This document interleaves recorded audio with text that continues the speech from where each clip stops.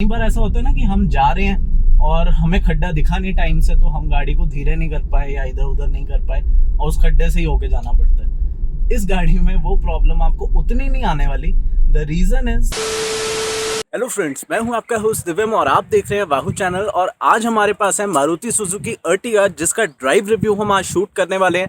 यहाँ पे हम इसके परफॉर्मेंस, कंफर्ट, कन्वीनियंस, प्रैक्टिकल जितने भी फीचर्स हैं उन सब को यहाँ पे डिस्कस करेंगे और देखेंगे क्या अर्टिगा आपकी चॉइस बन सकती है कि नहीं। सबसे पहले मैं आपको इसकी की दिखा देता हूँ। तो आपको ऐसी कन्वेंशनल की मिलती है with just a lock and unlock button. Top variants में की थोड़ी अलग हो जाती है, बट हमने सिर्फ ड्राइव को एक्सपीरियंस करना है, वो बेस से लेकर टॉप वेरिएंट तक सेम रहती है। तो अंदर चलते हैं और देखते हैं कि इस गाड़ी के स्पेशल एलिमेंट्स क्या है। बट फॉर योर इन्फॉर्मेशन मैं आपको बताना चाहूँगा, मैंने इस वीडियो में चैप्टर वाइज टाइम स्टैम्प्स का यूज़ किया है, जिसकी मदद से आप अपने कन्वीनियंस पे इस पर्टिकुलर वीडियो का कोई भी सेक्शन टाइमलाइन को स्क्रॉल करके देख सकते हैं। सबसे अच्छी बात तो है इसका इनग्रेस और ईग्रेस। आप देख सकते हैं कि डोर बहुत वाइड है और कार लंबी होने के कारण अंदर घुसना और बाहर निकलना दोनों बहुत ही ज़्यादा ईजी हो जाते हैं। तो अंदर बैठते हैं and once we are in, आप देखेंगे कि बाहर का विजिबिलिटी बहुत ज़्यादा बड़ा है। ये विंडशील्ड काफ़ी बड़ी है, साइड का ग्लास एरिया बहुत बड़ा है and same goes for this side as well. ORVMs का देखेंगे तो यहाँ पे आपको कंट्रोल्स दिए गए हैं for auto folding, unfolding and adjustment for the left and right side. इसका भी व्यू काफ़ी बड़ा है। और अगर IRVM की भी बात करें तो थोड़ा दूर जरूर हो जाता है, क्योंकि 3 रोज हैं आपको बैठने के लिए, लेकिन स्टिल जो व्यू है वो आपको यहाँ पे प्रॉपर देखने को मिलता है। अगर इधर की रीच की बात की जाए, AC के कंट्रोल्स, मीडिया यूनिट, ऑल्दो यहाँ सब कंट्रोल करने के लिए जो क्विक बटन्स हैं वो तो आपको स्टीयरिंग पे ही माउंटेड मिलेंगे। सामने आपको इन्फॉर्मेशन क्लस्टर देखने को मिल जाता है, गियर शिफ्टर कह लीजिए, सब कुछ बहुत ज़्यादा अच्छी रीच में है। अगर पेडल्स की भी हम बात करें तो जैसे आप देख सकते हैं कि क्लच, एक्सेलरेटर और ब्रेक प्रॉपरली हमारे रीच में है। और अगर कोई लंबा बंदा भी है तो क्लच को प्रेस करते समय आपका जो लेग का ये एरिया है वो सामने टच नहीं करेगा, उसको जो है नीटली कट किया गया डैशबोर्ड को नीचे से। तो वो बहुत मेरे को थॉट प्रोवोकिंग लगा। Although if you are only interested in knowing the features, तो मैं इसका top end variant ZXi Plus का एक वॉक अराउंड शूट करूंगा। उसका लिंक मैं आपको नीचे डिस्क्रिप्शन बॉक्स में भी दे दूंगा और आई बटन में भी आप देख पाएंगे।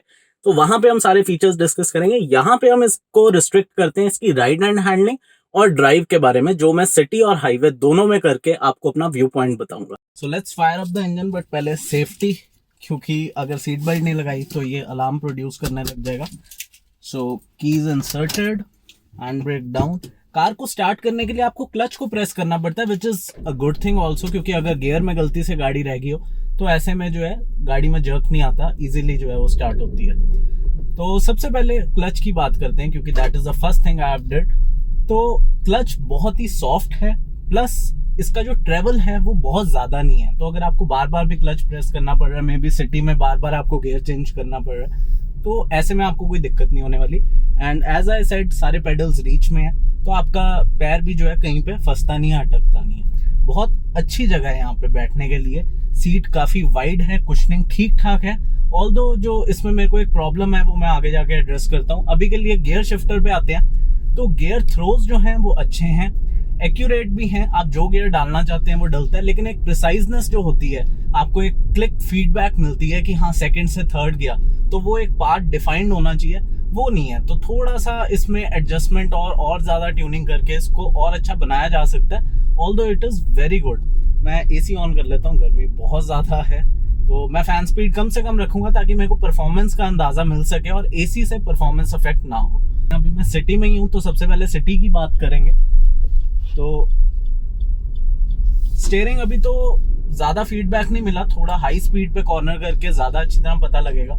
लेकिन हाँ, इतना जरूर कहा जा सकता है कि स्टीयरिंग काफी सॉफ्टर साइड पे है, जो कि एक अच्छी बात है। सिटी के लिए सॉफ्ट ही रहना चाहिए ताकि आपका हाथ ना थके बार बार इसको वो करके।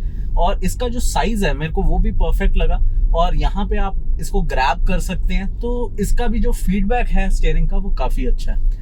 Now coming to the engine part, जो कि मेन चीज है हमारे वीडियो की, कि इसकी परफॉर्मेंस कैसी है। तो सिटी में हम रहते हैं लो रेफ बैंड में, यानी कि हम गियर चेंज कर लेते हैं ऑलमोस्ट 1500-2000 RPM पे। ये भी वैसे ड्राइवर टू ड्राइवर वेरी करता है, बट मैं कोशिश करता हूँ ज्यादा से ज्यादा फ्यूल एफिशिएंसी मिले। तो आप गियर शिफ्ट्स को अगर कम से कम RPM पे करेंगे तो वो ज्यादा अच्छा रहेगा। जल्द से जल्द हाई गियर्स की तरफ शिफ्ट करने की कोशिश करें, तो आपको फ्यूल एफिशिएंसी डेफिनेटली अच्छी मिलेगी। अब मैं इस समय की बात करूं तो ये गाड़ी अभी बहुत नई है, ऑलमोस्ट 350 किलोमीटर ही चली है। तो उतने में जो मेरे को फ्यूल एफिशिएंसी अब तक की दिखा रहा है एवरेज, वो है 12.5, जो कि सुनने में काफ़ी कम लग रहा है। लेकिन बात वहीं आ जाती है कि ये अभी एकदम नई गाड़ी है, और जैसे ही इसकी पहली सर्विस होएगी, या फिर आप कहिए कि थोड़ा सा अगर इसको लाइट फुटेडली ड्राइव किया जाएगा, तो इसकी एफिशिएंसी और बेटर निकल के आएगी टाइम के साथ साथ। तो that is not an issue, क्योंकि ये यूज़ करता है 1500 CC smart hybrid system engine. तो स्मार्ट हाइब्रिड पे अभी हम 2 मिनट में आते हैं, but 1500 CC itself is a bigger engine. तो आपको थोड़ा बहुत कह लीजिए फ्यूल एफिशिएंसी जो 20 मिलती है मारुति सुजुकी की बाकी गाड़ियों में भी स्विफ्ट में, डिजायर में, वो तो यहाँ पे देखने को नहीं मिलेगी। लेकिन देन इंजन भी तो पावरफुल है, और ज़्यादा लोगों को आप इसमें कैरी कर सकते हैं कार में, तो उसके लिए डिज़ाइन किया गया। बट स्टिल मैं कहूँगा कि सिटी में 14-15 तक आप एक्सपेक्ट कर सकते हैं आफ्टर द फर्स्ट सर्विस, और हाईवेज पे तो और भी अच्छा होगा, वो अभी हम देखते हैं थोड़ी देर में। लेकिन जो मैं एक्सेलरेटर का प्रेस कर रहा हूँ ना, वो ऑलमोस्ट नेग्लिजिबल है। आप कहिए 2 से 3% मैंने एक्सेलरेटर प्रेस किया है और car is good to go. Idling RPM भी जो मैंने नोट किया था, दैट वाज रफली about 750 to 800 RPM, and the moment you engage the first gear, engine अपने आप एक आरपीएम बिल्ड करने लग जाता है, तो गाड़ी स्टॉल नहीं होगी ऐसे में आपकी। तो वो भी एक पॉजिटिव पॉइंट है इसके केस में। सो सिटी के लिहाज से परफॉर्मेंस की तो हमने बात कर ली, राइड हैंडलिंग का भी देख लेते हैं कि उसमें क्या क्या एस्पेक्ट्स निकल के आते हैं। तो सबसे पहले बात करना चाहूँगा मैं यहाँ पे सस्पेंशन और टायर्स की, जो कि बहुत मेजॉरिटी हैंडल करते हैं सारी हैंडलिंग का। तो ये अब आपने देखा जैसे एक पॉटहोल आया, थोड़ा सा डीप था, लेकिन गाड़ी के अंदर बैठे हुए ना वो अंदाज़ा नहीं लगता। कई बार ऐसा होता है ना कि हम जा रहे हैं और हमें खड्डा दिखा नहीं टाइम से, तो हम गाड़ी को धीरे नहीं कर पाए या इधर उधर नहीं कर पाए, और उस खड्डे से ही होके जाना पड़ता है। इस गाड़ी में वो प्रॉब्लम आपको उतनी नहीं आने वाली। द रीज़न इज कि यहाँ पे जो बम्स और पॉट होल्स एब्जॉर्ब होते हैं ना, वो इतने बेहतरीन किए जाते हैं कि चेसिस से सब कुछ एब्जॉर्ब होके फिल्टर होके आता है, तो कुछ पता ही नहीं लगता कि क्या है। अगर छोटे मोटे आपके खड्डे हैं, बिल्कुल पता ही नहीं लगते कि क्या है। Although this is using 15 inch and a narrow 185 section tyre, लेकिन वो बाहर से देखने में जो छोटे लगते हैं, बट अपना काम बहुत अच्छी तरीके से करते हैं। देन सस्पेंशन भी बड़ा रेगुलर सा सेटअप है, McPherson strut at the front end torsion beam axle at the rear. लेकिन आपको सॉफ्टली ट्यून्ड एक सस्पेंशन मिलती है, तो अगर आप बार बार भी खड्डों में जाएंगे तो आपको वो जर्कीनेस फील नहीं होएगी। पता जरूर लगता है कि हाँ कि कोई अंड्यूलेशंस आई हैं रोड में, लेकिन वो फिल्टर आउट बहुत अच्छी तरीके से होती हैं। लेकिन स्टीयरिंग और ब्रेक, ये भी तो राइड एंड हैंडलिंग का ही पार्ट है, व्हीकल डायनेमिक्स का पार्ट है, तो उनकी क्या फीडबैक है। स्टीयरिंग तो मैंने आपको बता दिया, थोड़ा सॉफ्ट है, और हाईवे पे इसका ज़्यादा पता लगेगा कि इसमें वेट ऐड हो रहा है कि नहीं, एक फीडबैक मिलनी चाहिए, वो उसी समय बात करेंगे। ब्रेक्स को ज़रूर टेस्ट कर लेते हैं अभी। तो जैसे मैं आगे अप्रोच कर रहा हूँ एक मार्क को, मैं ब्रेक करके देखता हूँ अभी। ब्रेक में भी अलग अलग तरीके की ब्रेकिंग होती है, soft braking, panic braking, emergency braking. तो जो सॉफ्ट ब्रेकिंग है, लेट्स सपोज मैं 40 पे और मेरे को 20 पे आना है, तो ब्रेक का ट्रेवल थोड़ा ज़्यादा है, बाइट पॉइंट थोड़ा लेट आता है। सो ये एक अच्छी बात नहीं है, बट चलिए इसकी आदत हो जाएगी धीरे धीरे, आपको बाइट पॉइंट पता लग जाएगा। जो इमरजेंसी ब्रेकिंग है,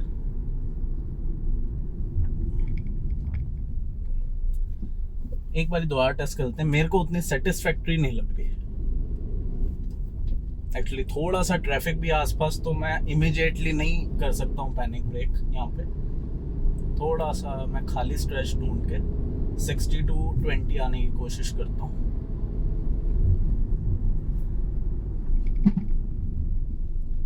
ठीक है, उतना बुरा नहीं है, लेकिन थोड़ा सा और बेटर किया जा सकता है। ब्रेक्स में एक जो कॉन्फिडेंस आना चाहिए, वो मेरे को थोड़ी सी कमी लग रही है। मे बी हम हाईवेज पे हों 100 की स्पीड पे, तो वहाँ पे शायद थोड़ा और अच्छा अगर मेरे को मिल जाएगा रिस्पॉन्स, तो ज़्यादा अच्छा लगेगा। एक बार इसका यू टर्न भी लेके देख लेते हैं, टर्निंग रेडियस चेक हो जाएगा। गाड़ी बड़ी है तो टर्निंग रेडियस भी ज़्यादा ही है थोड़ा, but contrary to my expectation उतना भी ज़्यादा नहीं है। आप इजीली इसको टर्न कर सकते हैं। 5.2 is the exact turning radius. तो बड़ी गाड़ी होने के बावजूद भी इजीली टर्न हो रही है, जो सिटी के लिए एक अच्छी बात है। पार्किंग करते हुए भी आपको इजी रहेगा। सो हमने इंजन को डिस्कस कर लिया, हमने राइड एंड हैंडलिंग को डिस्कस कर लिया। प्रैक्टिकलिटी की भी बात करें तो 7 लोग इसमें आराम से जो है जा सकते हैं, और इसीलिए शायद आपने गाड़ी ली है, क्योंकि हम प्रैक्टिकल पॉइंट को ज़्यादा देखना चाहते हैं। अगर आप परफॉर्मेंस एंथुजियास्ट हैं तो बहुत सारी गाड़ियां और अवेलेबल हैं जो इस इंजन में आपको बेटर परफॉर्मेंस जो है शो कर देंगी, तो आप वो देख सकते हैं। अब बात करेंगे इसके हाईवे और हिल ड्राइविंग के बारे में, तो मैं आपको सीधा मिलता हूँ हाईवे पे। अच्छा, एक और अच्छी बात जो इस गाड़ी में है, it has got a smart hybrid system, जिसकी वजह से जैसे ही अब मैं रेड लाइट पे रुका हूँ तो कार अपने आप बंद होगी और यहाँ पे वो ए का सिग्नल आ गया, तो अगर आपने उसको ऑन करके रखा है, ब्रेक दबेगी, अपने आप इंजन शट डाउन हो जाता है। और जैसे ही ग्रीन लाइट होती है और आप दोबारा से चलना चाहते हैं तो की को दोबारा से आपको ऑन नहीं करने की जरूरत है इग्निशन को, आप सीधा क्लच पेडल प्रेस करो, फर्स्ट गियर डालो और कार चलना शुरू हो जाएगी। So this is a smart hybrid system. यहाँ पे अलग से एक मोटर और बैटरी की असेंबली लगी हुई है, तो उस बैटरी में जो है करंट जो है प्रोड्यूस होकर स्टोर हो ही जा रहा है और वहां से मोटर को जो है आगे आपका ये इनपुट जा रहा है। तो बैटरी कहाँ से जो है इनपुट ले रही है, उसको हम अलग से चार्ज कर रहे हैं नहीं। जब भी आप ब्रेक मारते हैं गाड़ी की, तब जो एनर्जी लूज हो रही है गाड़ी की ब्रेक मारने में, वो उस बैटरी में स्टोर हो जाती है। There's one more feature related to the smart hybrid system which is called torque assist। तो अगर आप एक्सीलरेटर को थोड़ा सा हैवी प्रेस करते हैं तो ऐसे में वही मोटर आपको एडिशनल एक पावर प्रोड्यूस करके देती है। तो इंजन तो पावर प्रोड्यूस कर ही रहा है, उसके साथ साथ ये भी ऐड हो जाता है, तो आपको एक बेटर पिकअप देखने को मिलती है। ऑल्दो 1500 सीसी आप इंजन यूज कर रहे हैं, पिकअप ऑलरेडी काफी अच्छी है और ज्यादा अच्छी हो जाती है, तो कहीं पे भी पावर की कमी फील नहीं होती, ये मैं कहना चाह रहा हूँ, जो कि अच्छी चीज है। Now we are about to hit the highway, तो हाईवे पे भी इसके कुछ कुछ एस्पेक्ट्स हैं, वो भी कवर कर लेते हैं। तो हाईवे पे हम नॉर्मली हाई स्पीड पे चलते हैं, प्लस हम ओवरटेक्स जो है ज्यादा लेते हैं। तो क्या ये एक ही गियर में रह के ओवरटेक ले पाता है या हमको स्मॉल गियर में शिफ्ट करना पड़ता है, वो चीजें देखनी है। हाई स्पीड पे जब हम कॉर्नर करते हैं तो क्या गाड़ी में बॉडी रोल है, वो सारी चीजें देखनी है। सो मैं 5th गियर में हूँ। 5th गियर आपका 40 की स्पीड पे भी जो है डल जाता है और right now I am at 70, तो 70 पे भी मैं 5th गियर में। मैं कोशिश करूंगा मैं इसी गियर में रहूं और जो भी मेरी स्पीड की फ्लक्चुएशन है मैं इसी गियर में रख के लूं, और मेरे को चलाने वक्त जो मजा है वो आना चाहिए, ऐसा ना हो कि पावर का मेरे को कमी फील हो। एक्सीलरेटर मैंने ना के बराबर दबाया हुआ, थोड़ा सा दबाया है और ये पिकअप लेने को तैयार है। लेकिन द प्रॉब्लम इज कि 2500 आरपीएम तक तो ये चीजें ठीक चलती हैं, उसके बाद एक तो इंजन थोड़ा सा वोकल हो जाता है जो बहुत साइलेंट लग रहा था अब तक, और दूसरा यहाँ पे मेरे को जो इंजन की परफॉर्मेंस है वो थोड़ी सी ड्रॉप होती हुई दिख रही है। ड्रॉप इन द सेंस, पहले ऐसे पावर जो है बढ़ती जा रही थी जैसे हम एक्सीलरेटर दबा रहे थे, लेकिन अब ऑलमोस्ट जो है ना वो फ्लैट सी हो गई है। तो इसका जो मिड रेंज है जो कि 2000 या 3000 से शुरू होकर 4000 तक जाता है, वो वाला एरिया जो है वो उतनी पावर प्रोड्यूस नहीं करता। ऑल्दो जो पीक टॉर्क है वो गाड़ी का इसी रेंज में आ रहा है, लेकिन उतना ज़्यादा मज़ा नहीं आ रहा है इसमें। लेकिन जो कंफर्ट है गाड़ी का वो अभी भी मेंटेन्ड है। अगर आप कहें कि सड़क में कोई जैसे उबड़ खाबड़ वो आ रही हैं चीज़ें, वो अभी भी आपकी एब्जॉर्ब हो रही हैं। लेकिन एक जो कैरेक्टरिस्टिक यहाँ पे मेरे को ऐड होता दिख रहा है वो ये है कि गाड़ी में ना एक वेवीनेस आ रही है, जैसे कि सड़क थोड़ी सी ऊपर नीचे हो तो ये ऐसे ऐसे ऊपर नीचे होने लग जाती है। That is because of the software suspension, जो आपको सिटी में तो बहुत अच्छी लग रही थी, लेकिन हाईवे में वही जो है आपको थोड़ा सा एक्स्ट्रा कह लीजिए कि डिस्कम्फर्ट नहीं कह सकता मैं उसको प्रॉपरली, लेकिन गाड़ी में एक शेक प्रोड्यूस होता है ऐसे ऐसे करके, तो वो एक चीज़ है, वो आपको देखना पड़ेगा। फ्यूल एफिशिएंसी की बात करूं तो बहुत ही बेहतरीन फ्यूल एफिशिएंसी मिलेगी आपको। आप 5th गियर में चल रहे हैं, नियर अबाउट 80 की स्पीड है। 80 पे इसका स्पीड अलार्म सिस्टम आपको फर्स्ट वार्निंग देता है और आई थिंक 120 पे सेकंड वार्निंग देता है। तो हाईवे की स्पीड लिमिट भी 100-120 के आसपास ही होती है। तो अब मैं जैसे कि 80-90 पे क्रूज कर रहा हूँ, तो मेरे को जो इंस्टेंटेनियस फ्यूल एफिशिएंसी दिख रही है वो तो बहुत अच्छी 25-30 के आसपास दिखा रहा है। तो धीरे धीरे अगर आप हाईवे पे जो है जाएंगे तो आपको 15 प्लस की एफिशिएंसी बड़े आराम से मिलेगी, उसमें कोई दिक्कत नहीं आने वाली। तो मैं यहाँ से लूँगा एक यू टर्न और हम चलेंगे एक हिल साइड पे, तो वहाँ पे भी टेस्ट करके देख लेते हैं कि गाड़ी कैसी लगती है। ऑल्दो मैं पीछे नहीं बैठा इसमें, मैंने मतलब बैठ के तो देखा, लेकिन आपको शूट में मैं दिखा नहीं पा रहा इस वक्त। पीछे की सीट जो है वो अल्ट्रा कंफर्टेबल है। आप वॉक अराउंड वीडियो में देखना, मैं पीछे बैठ के आपको उसमें बताऊंगा कि आपको कैसा कंफर्ट वगैरह रहता है। इवन जो 3rd रो है वो भी प्रैक्टिकल है बिल्कुल, मतलब उसमें भी आप बैठ सकते हो। शायद आप बहुत ज्यादा देर नहीं बैठ पाओगे, लेकिन स्टिल आप बैठ सकते हो उसमें, और उसमें भी जो है आपको कंफर्ट फील होगा। तो जल्दी से चलते हैं यू टर्न लेके। मेरे को सबसे एक्साइटिंग इसका लो रेव बैंड ही लगा, मतलब हार्डली 2-3 सेकंड में मैं 4th गियर डालने को तैयार हो जाता हूँ। मतलब इतनी अच्छी पिकअप है ना लो रेव बैंड में, इसकी मजा आ जाता है। तो अगर आप ज़्यादातर इसको जो है सिटी ड्राइव के लिए ले रहे हैं, या फिर कह लीजिए कि आप बहुत ज़्यादा एंथुजियास्टिकली नहीं चलाना चाहते और फ्यूल एफिशिएंसी आपका प्राइम मोटिव है, this car is perfect for you. मतलब अल्ट्रा प्रैक्टिकल कार लगी मेरे को, ये काफ़ी अच्छी है। अब हिल साइड पे जाके देखते हैं और वहाँ पे हमने ये टेस्ट करना है कि जब हम हाई स्पीड पे कॉर्नर करते हैं तो हमें कैसी फीडबैक मिलती है। ऑल्दो जो एक कंप्लेंट मेरे को कार से है वो ये है कि इसमें ना ये अब जैसे इंजन जो है वो 2500 आरपीएम तक भी नहीं गया, लेकिन थोड़ी थोड़ी आवाज़ आनी शुरू हो गई है। ऑल्दो रिफाइन है पूरा, जो आवाज़ आ रही है वो बहुत ज़्यादा पता लग रहा है कि इंजन कितना रिफाइंड है। हार्शनेस बिल्कुल नहीं है इस इंजन में, लेकिन थोड़ा सा वोकल है, तो उसको इंसुलेशन दे के और इम्प्रूव किया जा सकता है। बाकी तो थोड़ा सा अगर आप अंदर म्यूजिक सिस्टम चला के रखेंगे या फिर आप बात कर रहे हैं फेलो पैसेंजर्स के साथ, तो आपको इस नॉइज़ का पता भी नहीं लगेगा। तो towards our right is the hill side, तो मैं आपको डायरेक्टली वहीं पे मिलता हूँ। नाउ मैं हिल स्लोप पे हूँ, बहुत ज़्यादा चढ़ाई नहीं है, बट चढ़ाई धीरे धीरे शुरू हो गई है। 4th गियर में हूँ मैं, पहले तो ये हाईलाइट करना चाहूँगा। और एक्सेलरेटर का प्रेस अभी भी मेरा जो है वहीं 5 to 10% है, और कार इजीली जो है उठा रही है। सो यू कैन इमेजिन कि इंजन कितना रेडी है हर वक्त आपको परफॉर्मेंस डिलीवर करने के लिए, जो बहुत अच्छी बात लगती है। तो आपको परफॉर्मेंस भी मिल जाए और साथ में फ्यूल एफिशिएंसी भी मिल जाए, यही मारुति सुजुकी का जो है कह लीजिए, मतलब क्या बोलते हैं उसको, मेरे को वर्ड नहीं याद आ रहा, यूएसपी। यस, यूएसपी है ये उनका कि इंजन से फ्यूल एफिशिएंसी कैसे निकालनी है।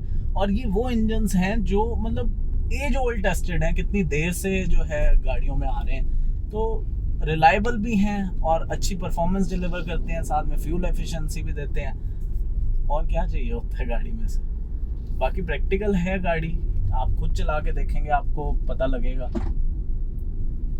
तो कॉर्नर्स पे जैसे मैं एक्सपेक्ट कर रहा था, थोड़ा सा बॉडी रोल है इसमें, क्योंकि थोड़ा सा हाई है ना गाड़ी, तो बॉडी रोल तो है, लेकिन आपका जो सीटिंग पोस्चर है वो लो की साइड पे है, जिसकी वजह से आप ज़्यादा हिलते जुलते नहीं हो। जो एसयूवीज में प्रोमिनेंट रहता है ना बॉडी रोल, कि गाड़ी आपको एक तरफ को थ्रो कर देती है, वो चीज़ नहीं है।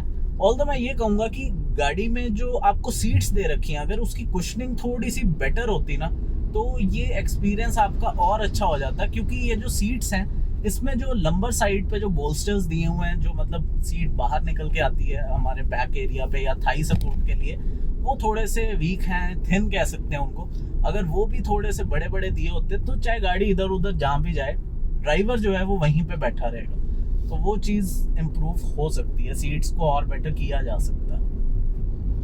थोड़ा सा आपको अच्छा स्ट्रेच मिले, 5th गियर भी डाल सकते हो आप हिल पे।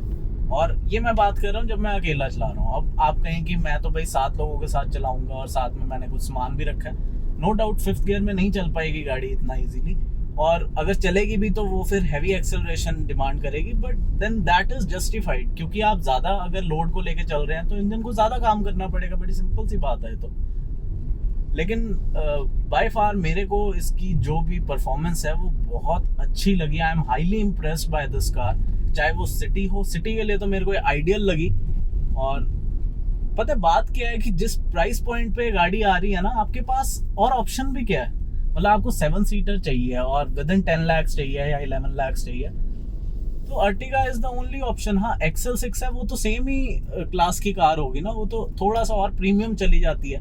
तो अगर मैं बात करूं इस सेगमेंट में, आपका यही ऑप्शन है, और ऑप्शन खराब नहीं है, ऑप्शन बहुत अच्छा है। द ओनली प्रॉब्लम इज कि इसको ना टैक्सी इमेज के साथ जोड़ दिया लोगों ने, तो इसलिए थोड़ा सा प्रॉब्लम होता है। लेकिन देखो, टैक्सी में भी तभी यूज हो रही है गाड़ी, इनोवा भी आज टैक्सी यूज होती है, क्योंकि ये इतना बेहतरीन प्रोडक्ट है कि इसको कमर्शियली भी यूज किया जा सकता है। तो आप गाड़ी का कलर व्हाइट ना लेके कोई भी और ले लो, इतने सारे कलर्स आते हैं, आप वो कलर्स लो और अपने लिए यूज करो यार। जब आपने अपने लिए गाड़ी खरीदी है तो आपको थोड़ा ना वो टैक्सी लगेगी। गाड़ी अगर पसंद आती है तो ले लेनी चाहिए। मतलब ये टैक्सी वाली बात सुन के आप कहें कि मेरे को गाड़ी नहीं लेनी, मेरे को नहीं लगता कि ये उतना ज्यादा जस्टिफाइड है। विजिबिलिटी की भी मैं बात करना चाहूंगा। ये जो वाइड एरिया है ना, वो इतना काम आता है आपको इस वक्त। जैसे अब हिल्स में तो आप कॉन्स्टेंटली लेफ्ट राइट जो है इधर उधर जाते रहते हैं, कॉर्नर आता है, तो ऐसे में ये विजिबिलिटी एरिया जो है ये आपको हेल्प करता है। आपको काफी ज्यादा जो एरिया विजिबल है ना, उसकी वजह से गाड़ी चलाने में थोड़ा इजी रहता है। So I think we have tested in the hill, in the plains highway, and in the city also. तो ओवरऑल गाड़ी के क्या इंप्रेशन थे मैंने आपको बताए। So guys thank you for watching the video. अगर वीडियो अच्छा लगा तो लाइक एंड शेयर कर देना, पहली बार आया तो चैनल को सब्सक्राइब भी करते जाओ, और मैं आपसे मिलूंगा फिर एक नए वीडियो में। Till then